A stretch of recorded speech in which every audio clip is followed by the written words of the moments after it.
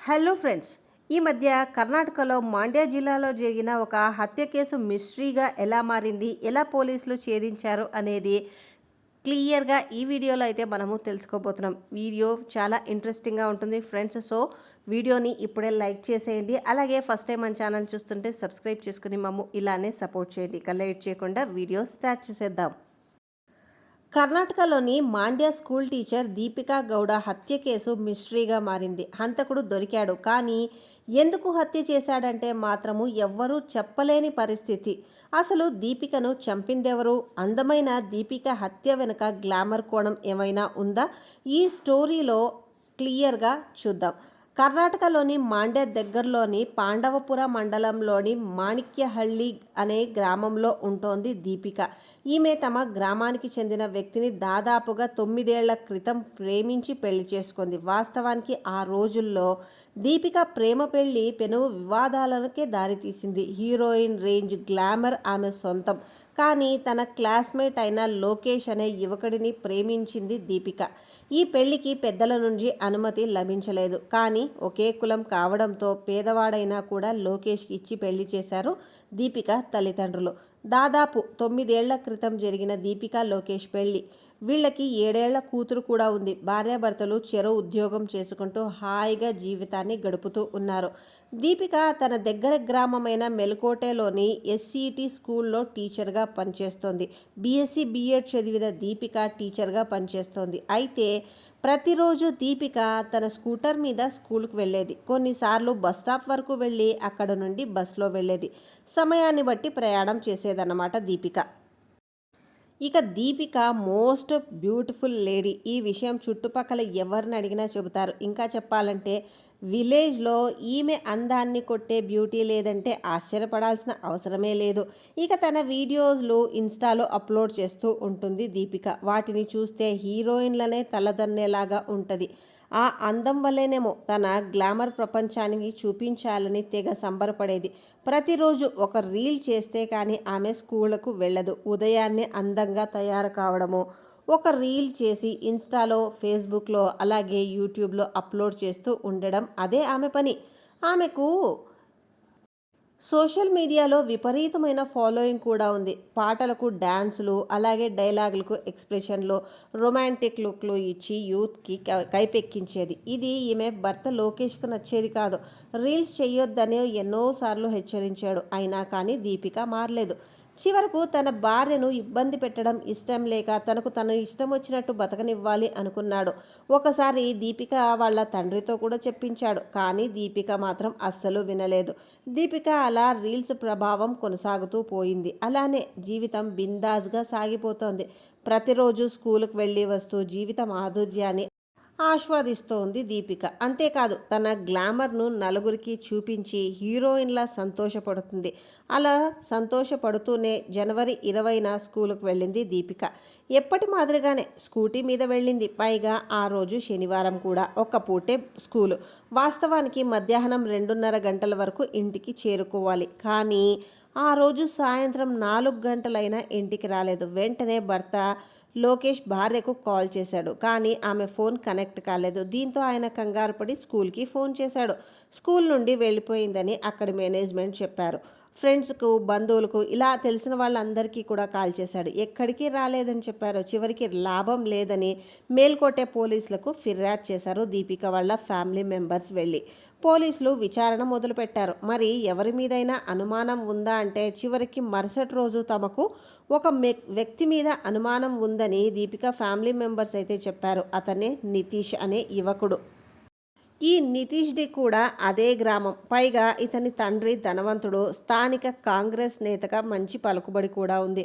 పోలీసులు వెంటనే నితీష్కి కాల్ చేశారు. కానీ స్విచ్ ఆఫ్ అని వచ్చింది. ఇక వెంటనే పోలీసులు నితీష్ వాళ్ళ ఇంటికి వెళ్ళిపోయారు. తల్లిదండ్రులను పోలీసులు ప్రశ్నించగా తమకు తెలియదు అన్నారు. కానీ తల్లిదండ్రుల ఫోన్కి వాట్సాప్ పంపిన మెసేజ్ చూశారు పోలీసులు. అందులో ఏముందంటే, నేను తప్పు చేశాను నాన్న, అక్క పెళ్లి చేసేయండి, నా కోసం వెతకవద్దు అని వాయిస్ మెసేజ్ పంపించాడు నితీష్. దీంతో హంతకుడు నితీష్ అని తేలిపోయింది. అయితే ఇంతలో ఓ యువకుడు 13 సెకండ్ల వీడియోను పోలీసులకు పంపించాడు. ఆ వీడియోను యోగి నరసింహస్వామిని దర్శించుకోవడానికి వచ్చిన ఓ టూరిస్ట్ పంపించాడు. తన వివరాలు చెప్పిన ఆ యువకుడు ఒక వ్యక్తి మహిళపై దాడి చేస్తున్న వీడియోను తీసినట్లు అని చెప్పి పంపించాడు. పోలీసులు పరిశీలించగా దాడికి గురైన యువతి దీపిక అని తెలిసింది. కానీ ఆమెపై దాడి చేస్తున్న వ్యక్తి మాత్రం క్లియర్గా ఆ వీడియోలో కనిపించలేదు. దీంతో పోలీసులు ముందు దీపికను వెతుకుదాము అని కొండవైపు వెళ్ళి వెతికారు. కానీ ఏమీ కనిపించలేదు. అయితే ఒక చోట పార్క్ చేసిన స్కూటీ ఉంది. సమాచారం రావడంతో వెళ్ళి చూడగానే అది దీపికదే.